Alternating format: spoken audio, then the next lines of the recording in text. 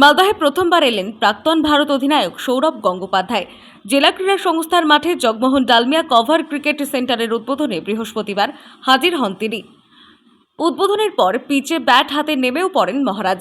প্রাক্তন অধিনায়ককে ঘিরে উৎসাহ এবং উচ্ছ্বাস দেখা যায় খুদে খেলোয়াড় থেকে শুরু করে ক্রীড়া প্রেমীদের মধ্যে। অনেক ভালোবাসা, অনেক ছোট ছোট প্লেয়ার আছে, ছোট ছোট যারা সব খেলার জামা কাপড় পরে আছে।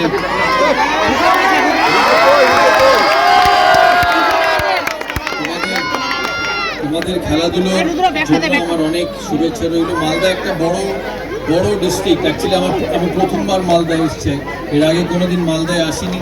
তাই আমি যখন ট্রেনে নেবে সমস্ত মালদা শহরের ভেতর দিয়ে আসছিলাম, কৃষ্ণদাকে জিজ্ঞেস করছিলাম যে মালদা শহর এত বড় শহর, এখানে আমার একজন বন্ধু বললো যে এখানে জায়গার দাম কলকাতার কাছাকাছি প্রায়। হ্যাঁ, কলকাতার কাছাকাছি প্রায়। এত সুন্দর এই স্টেডিয়াম, এখানে ফুটবল ক্রিকেট দুটোই খেলা হয়।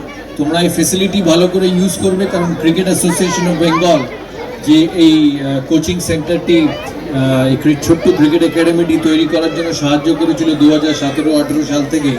ক্রিকেট অ্যাসোসিয়েশন অফ বেঙ্গলের তত্ত্বাবধানে অনেক ফেসিলিটি পাওয়া হয় ডিস্ট্রিক্টে।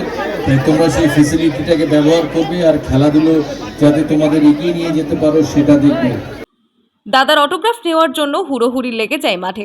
এদিন তিনি মালদায় গিয়ে খুদে ক্রিকেটারদের সঙ্গে কথা বলেন এবং খেলার পরিবেশ খতিয়ে দেখেন। মহারাজকে ক্লাবের পক্ষ থেকে সংবর্ধনা দেওয়া হয়।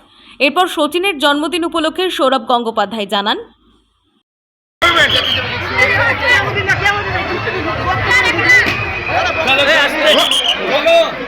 মালদা থেকে মাধব কুমার মণ্ডলের রিপোর্ট, টাইমলেস ডেপিকশন নিউজ।